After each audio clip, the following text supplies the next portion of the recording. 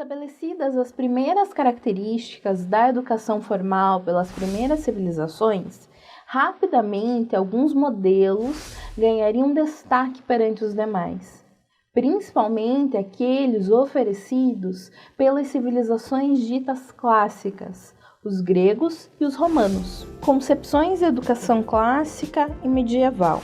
Educação clássica.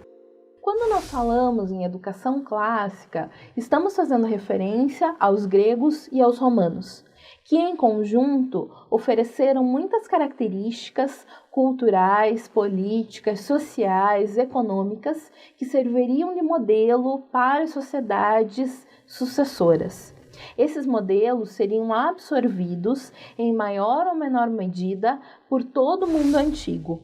A civilização grega impactou profundamente as artes, a arquitetura, a literatura, as práticas esportivas e o pensamento de diversas culturas posteriores. Muitos desses traços culturais foram assimilados e transmitidos pelos romanos, cujo poderio militar permitiu que construíssem um dos maiores impérios da história. Em conjunto, essas duas sociedades construiriam um panorama que seria absorvido pelo mundo antigo ocidental. Principalmente os gregos seriam utilizados como modelo de sociabilidade, de cultura e de educação.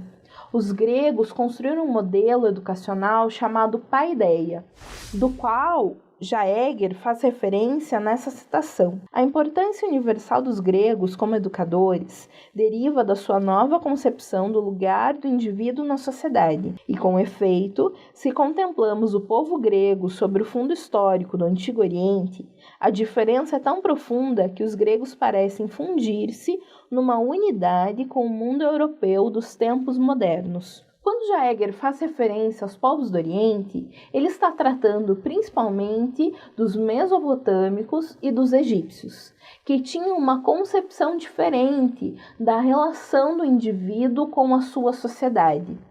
Para os egípcios e os mesopotâmicos, os governantes tinham uma relevância maior e a coletividade deveria obedecer a esses governantes sem muitos questionamentos.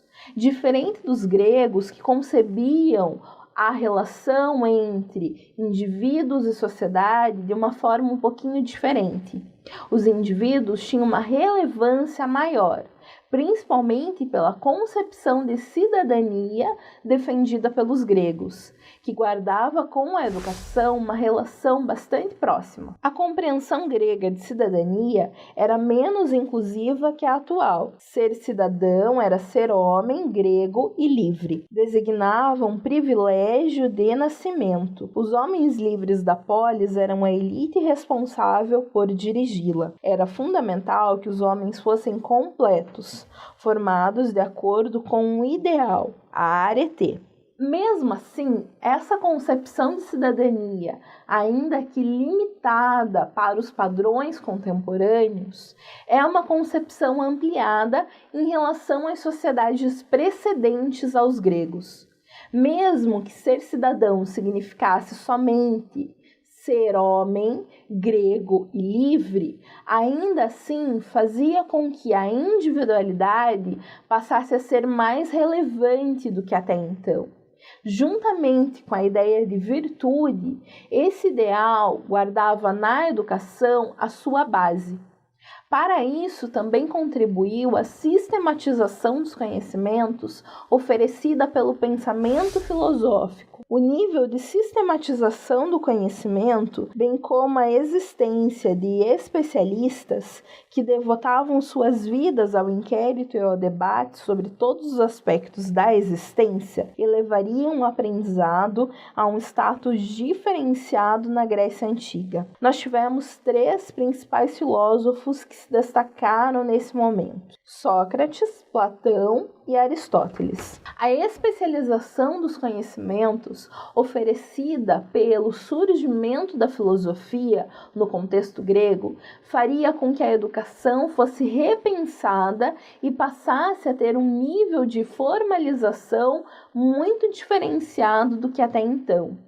Aquilo que já vimos sobre a relação entre a especialização, o surgimento da escrita e o processo educativo ganha outro patamar quando pensamos nos gregos, principalmente pela presença dos chamados sofistas, aquelas pessoas que eram contratadas para ensinar retórica e ensinar política para as pessoas, para os indivíduos gregos.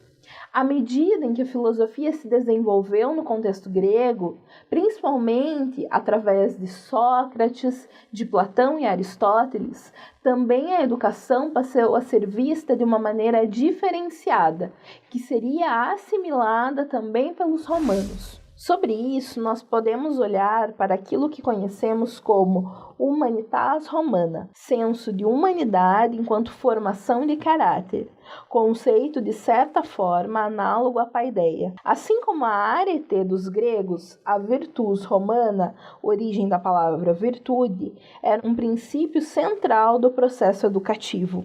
Designavam o ideal de masculinidade, contendo um senso máximo de honra e dignidade na expansão imperial romana. Os gregos tinham um conceito de paideia, que era toda forma educativa que buscava ensinar um indivíduo a ser um cidadão.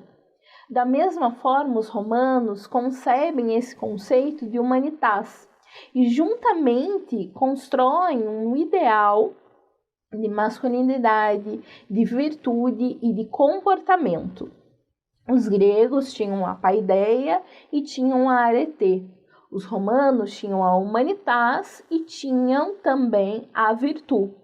Em conjunto, esses ideais formariam a base do entendimento também de educação do período medieval, que, adaptado aos princípios cristãos, também buscaria conceber o indivíduo dentro daquela sociedade. Aqui à frente nós vemos esse relevo encontrado em uma imagem que representa um professor e 3 discípulos.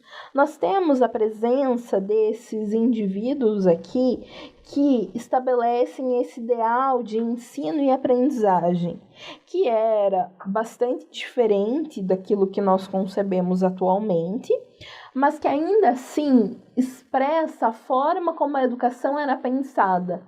Uma educação voltada a ensinar um indivíduo a se transformar em um cidadão, a se transformar em parte de uma sociedade. Era uma educação, de certa forma, bastante moralizadora, porque buscava fazer com que esses indivíduos fizessem parte desse quadro maior, mas sem perder a sua individualidade, sem perder a sua relevância dentro do quadro maior. Era isso por hoje. Nós vamos passar à frente a discutir a questão da base dessa educação clássica na educação medieval. Bons estudos!